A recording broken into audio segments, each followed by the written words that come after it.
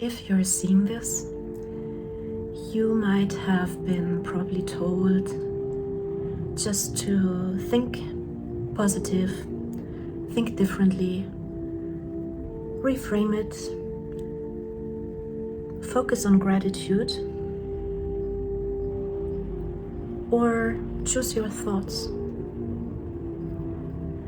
But if you have tried that while your body was in a state of stress, then you already know it does not work like that. Not because you're doing it wrong, but because your thought is downstream of physiology. So if you're new here, Assalamu alaikum, welcome. This is my channel Anuna Towards Wholeness, and I focus on this channel on nervous system regulation and belief, on habit building and transformation. So follow along, subscribe to my channel, and let me know in the comments like how is your journey on regulating your nervous system.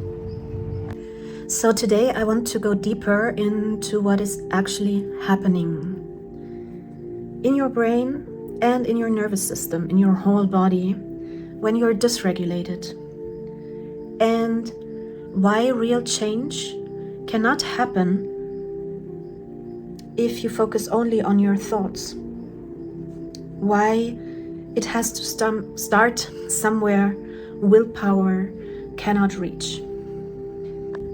So if you have seen videos of mine before, I have talked about this, but I will introduce it again because it's just very crucial information for everybody of us if we want to bring change in our lives, if we want to become better, healthier in our lives. And that is the autonomic nervous system. That is the operating system that runs our body beneath thought, or beneath conscious thought. It governs our heart rate, our breath, our digestion as well. And yeah, it also plays a role in how safe we feel, or how relaxed or how tense we are. And that happens often unconsciously. Our body perceives these things often before we actually consciously understand what is happening. So there are two main states that the nervous system can be in, depending on if we are in a threat situation or perceived threat situation, or if we are relaxed. So let's start with the threat situation. And that would be the sympathetic nervous system. It mobilizes your body for action. It can be actually very useful if you are in a real threat or in danger. Or if you maybe, let's say, need to act very quickly, very fast. So it activates your blood pressure, your heart rate, and basically all your cells in your body to be on alert. And then we have, of course, the parasympathetic nervous system. And that is the one that governs rest, the digestive state, also the state of healing and repair. It's primarily the highway of communication between your brain and also the rest of your body. And the body actually carries the information up to your brain, not the other way around. So that is why it is important that your body has to be in a relaxed state before you can actually have or come to a, let's say, transformation in your thoughts. And that means, yes, your body is constantly informing your brain about its state. it's not just the brain commanding the body as we often might think. No, it's your body actually giving information to the brain. That means regulation. Your regulation has to happen at a body level. So let's see what is actually happening in the brain when it is under threat, or when the body is under threat. So one part that is activated is the amygdala, and this is one of the older parts of the brain, and it kind of detects threat. And when it's activated, it can trigger a stress response.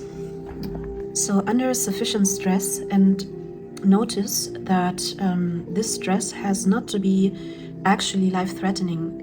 It is more so what is perceived by your body as life-threatening. And in this state, you also cannot really think clearly. And it's maybe important to notice it is not a weakness, it's just how our body functions. And it is very important that we become aware of these things. So under sufficient stress, the activity in the prefrontal cortex can measurably decrease, while the activity in the amygdala increases. And this is why often you see people, when they are stressed, they are saying things that they don't actually mean, but it's just their defense mechanisms, because they really feel threatened. We can also see it as a prioritization of the brain. It is a prioritization to act in speed, and instead deprioritizes reasoning, for example. So if this is balanced, if our nervous system is balanced, this happens only in real situations that are kind of threatening. Maybe not life-threatening, but only in situations that are a short spike, and then we can relax again and fall into our default parasympathetic nervous system state.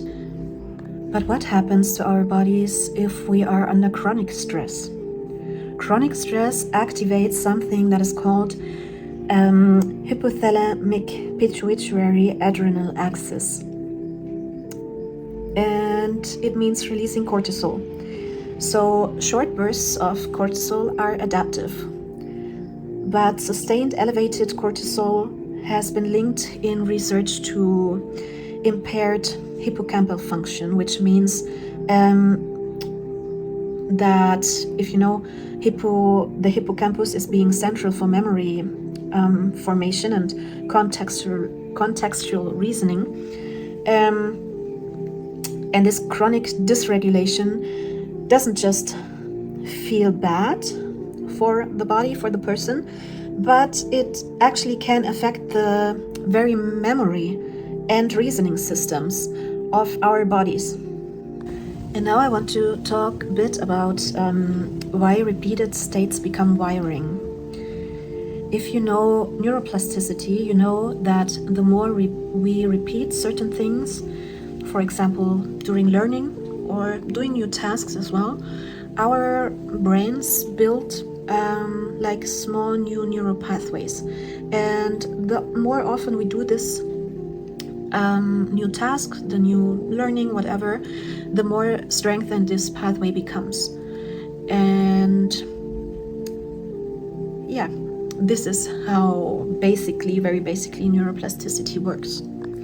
So that might sound discouraging to everyone, at least if you maybe know how it feels to be in a sympathetic state over a long time. But there is actually an encouraging side to that, and that means that the same principle applies to regulating our nervous system. So we can actually practice the parasympathetic states, and that is through breath, through stillness, through safety, and through connection. So what does that mean for our nervous system state and for our state of thinking, for our brain state as well? So if we are constantly in a sympathetic state, which means the state of being under threat, even if there's no major threat now visible from the outside anymore, but maybe through trauma, through chronic stress, or also constant low-grade anxiety that can be caused by our surroundings as well. Maybe it's you're living in a city and you don't even realize how that affects you, and if you have this sympathetic pathway constantly activated, this pathway becomes more efficient and more sensitive, and with that also more easy to trigger. That means we are much easier in a sympathetic state than in the parasympathetic state. But yes, repetition is the key here. And there's one sentence that I heard yesterday and I want to share it with you because I find it quite good and also encouraging. If you feel resistance, that means you're on the path. Because naturally your body will try to resist, even if you're trying to sit in silence for 1 minute. If you allow yourself, since a long time to do nothing, this will be uncomfortable for you. But if you already can feel the resistance, this is actually a good sign, because it means you are on the right path. Of course, this is not something that happens in, let's say, one session, one time. This is something that you need to build over time. And actually, the smaller you start, the better it is, because if you start with small habits, your brain will actually strengthen this path better, because it builds a kind of fatty protection around this path. And this happens more if you start with small habits. So if you start sitting in silence or doing breath work or prayer regularly, start small, because this will make it much easier for you to stick to that regulation path. So if you want to change your thoughts into more positive thoughts, and through that also make changes in your life, be more open to change, it is important to first allow your body to feel, to become still, and to allow your body to be in the parasympathetic nervous system state. And this you can allow through repetitive practices such as relaxation, stretching also, and being in nature, being in quietness, meditation. So this is also precisely what we see actually in Islamic tradition. It is built not on a single moment of willpower, but it is built on one single realization, and that is to build repetition into its core structure. If you think only about prayers, about regular dhikr, about also the repetition of being in community on Jummah, so from a neuroscientific lens, let's say, it isn't just ritual, it is a structured, repeated practice that is capable of reinforcing a regulated state over time. And that is the same mechanism that is underlying any neuroplastic change in your brain. This is exactly the mechanism that will allow your thoughts to change over time, and with your thoughts, your actions. But it has to start with regular practices, with a regulated body. So I guess if there is something to take away from this video, it is strengthen your parasympathetic pathways in order to make yourself feel more blissed, and also to allow change in your life, in yourself, allow your own transformation to happen. So if you liked this video, please leave a like. It will help me to create more videos like this, and subscribe to my channel, and I love to talk to you next time. May you have a blessed day, inshallah.